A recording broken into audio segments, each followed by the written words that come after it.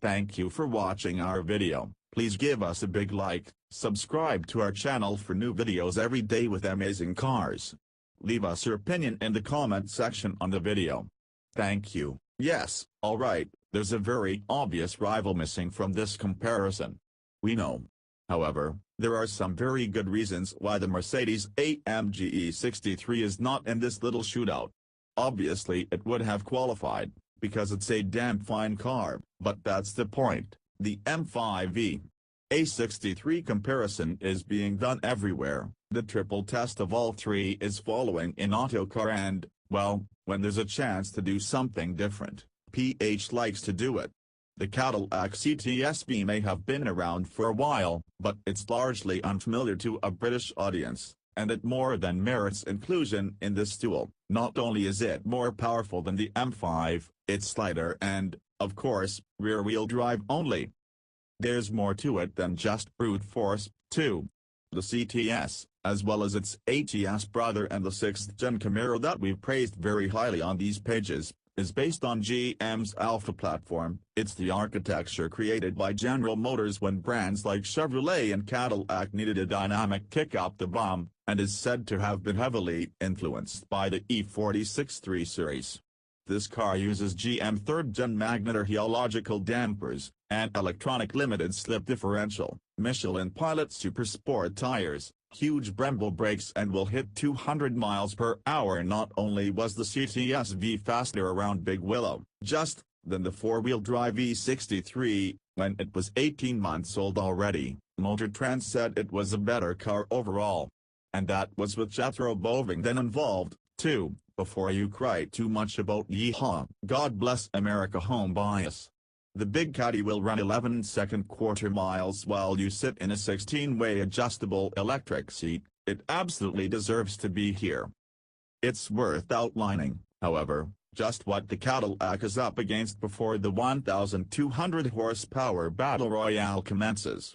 Because this F90 M5, without wishing to be too blunt about it, is a devastating super saloon. Part of BMW's UK launch for the car involves laps of Anglesey, because you would if you could, right, and the circuit performance for a 2-ton luxury saloon is remarkable. Of course it's really ruddy fast, yet the greatest revelation of all is discovering that four-wheel drive has added to the dynamic experience, not detracted from it. You don't have to feather the throttle or face the frustration of a tissy light. Instead, get on the gas as early as you like and feel the momentum move in the car, yet with the security of a driven front axle. It still feels rear-biased, there's still throttle adjustability if you want, particularly in the 4WD Sport mode, and there's still the balance between front and rear you'd hope for in an M saloon. It hasn't been desensitized by 4WD, thanks goodness. It feels reminiscent of an M3, in fact, with a tenacious front end, no doubt helped by 275-section front tires, only with less trepidation about applying the throttle.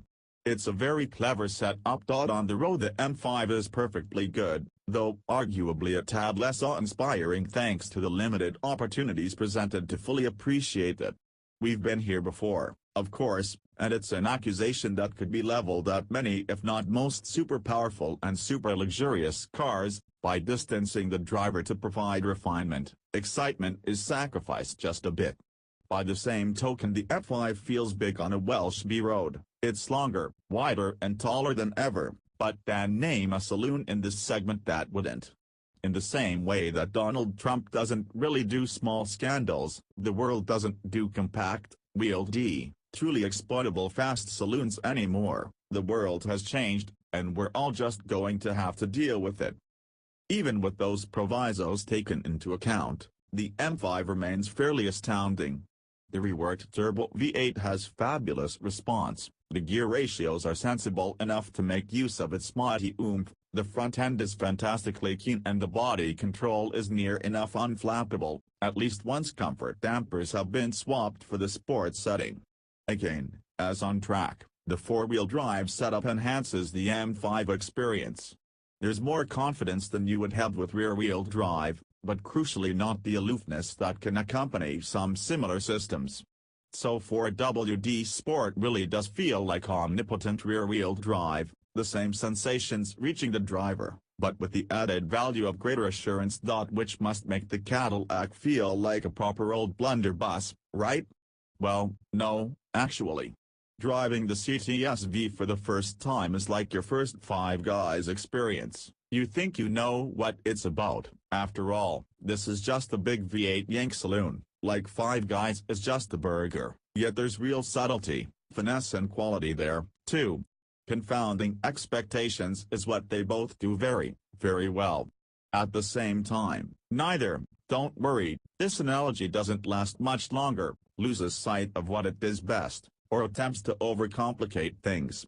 So the Caddy does comfy V8 saloon better than M5, riding with the suppleness at low speed that eludes the Beamer, and if you want to argue that the firmness is there at low speed to support the M5 potentially doing 190 miles per hour, with an option, of course, don't forget that the Cadillac will do 200 miles per hour as standard. Let's not get ahead of ourselves, however, as a driving environment. For example, the CTS-V can't hold a candle to the M5. The Cadillac user experience, infotainment is an absolute nightmare, the plastics aren't brilliant and the graphics would look a bit low rent in a minute. That being said, the basics are decent, the wheel is all Alcantara, and very nice. You sit low and the dials do at least provide all the information you might need. A lot of that information relates to the incredible supercharged V8 that lurks ahead, the amount of fuel it's using, lots, the amount of speed it's generating, lots, and the revs required for that speed, not many.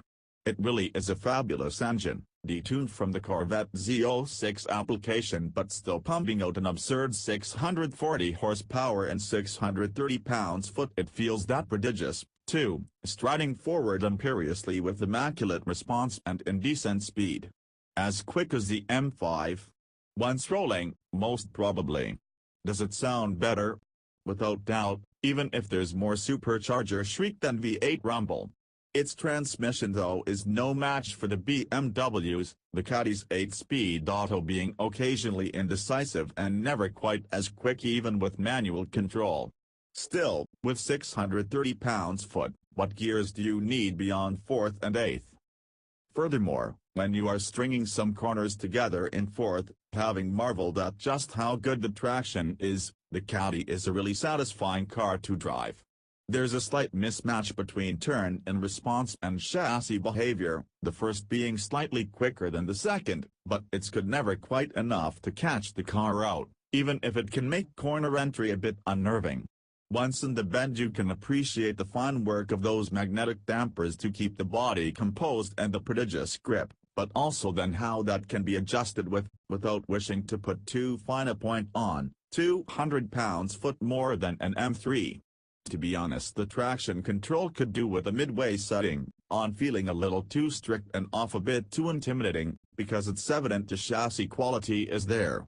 In fact, the Cadillac could do with some of the BMW's configurability, its more aggressive drive modes, that you'll want for the noise, inextricably linked with more severe damping and unpleasant steering weight.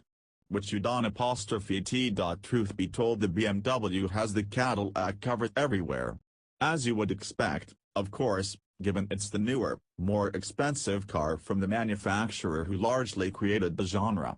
It requires less from the driver to go quicker, it inspires more confidence, it's more technologically advanced, it's more luxurious and it's a more cohesive, more capable driver's car, too. But the Caddy is a 3-year-old car and here it costs £40,000 less. You have to be realistic. What this comparison has shown is that the CTS-V absolutely warrants comparison with Europe's best, objectively as well as subjectively. It remains a capable, accomplished sports saloon despite having some flaws, and not just likable as a US curio because of them. It also, in case the point hadn't been made, has as much power as a hurricane performant from a V8 that's manifestly more charismatic than the F5's.